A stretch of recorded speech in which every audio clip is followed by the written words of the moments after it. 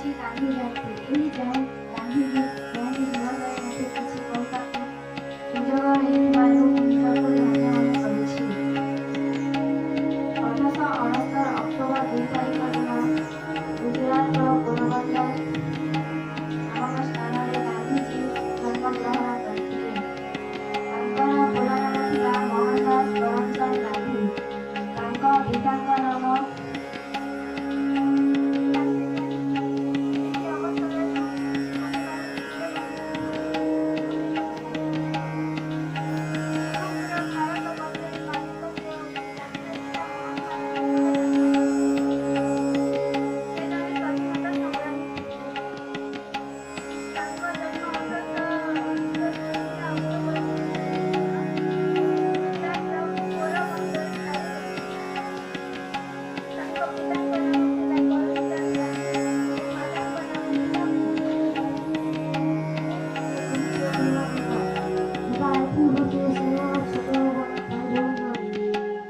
पवित्र गांधी जयंती विषय में मुझे किसी कहवा सुझाव मिलथिबारु ମୁଁ ନିଜକୁ ଧନ୍ୟ ମନେ ଠାରେ ଜନ୍ମଗ୍ରହଣ କରିଥିଲେ କରୁଅଛି।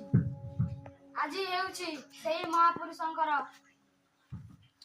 ମହାପୁରୁଷଙ୍କର ଜନ୍ମଦିନ ଯିଏକି हम उन्हें प्यार से बापू या राष्ट्रपिता भी कहते हैं। महात्मा गांधी जी सादा जीवन और उच्च विचार पर विश्वास रखते थे।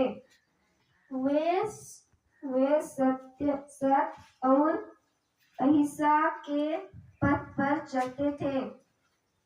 उन्होंने 30 जनवरी 1948 को अंतिम सांस ली।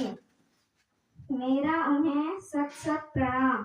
जय हिंद। जय सभापति मनसा सिंह मोर प्रिय सहपाठी तथा मोर सान बड़ भाई ओ भौणी माने आज गांधी जयंती अवसर में मते किसी कहिबार सुजोग मिलिथिबारु मु निजको धन्य मने करुछि। आज हेउछि सेही महापुरुषଙ୍କ जन्म दिवस जे बिना अस्त्रे बिना शस्त्रे स्वाधीनता आनी देथिले, जे सत्य और अहिंसार पाठ पढ़ाइथिले, जांक वाणी थिला वज्र सदृश, जे सत्य और अहिंसा बलरे विश्व शक्तिशाली ब्रिटिश साम्राज्य भारत को आजाद करथिले, जे थिले सत्य और अहिंसार पुजारी, जातिर पिता। पूज्य गुरुजी और गुरुमा वृंद तथा एठारे उपस्थित मोर स्नेहर छोट बड़ भाई और भौणी एवं मोर सहपाठी मन, आज आम विद्यालय अक्टोबर मास 2 तारिख पवित्र गांधी जयंती पालन करा जाउअछि। एही अवसर में मते किछि कहिबार अनुमति मिलिथिबार मु निजको गर्व करूअछि।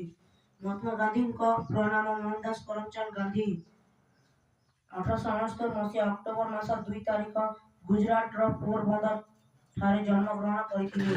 महात्मा गांधी को आमे देशर जातीय पिता बोली कहू। महात्मा गांधी को पिता नाम करमचंद गांधी एवं मां जहां से मात्र 13 वर्ष बयस रे विवाह करथिले। गांधी जी गोपाल कृष्ण गोखले को तांकर राजनैतिक गुरु भाव में विवेचना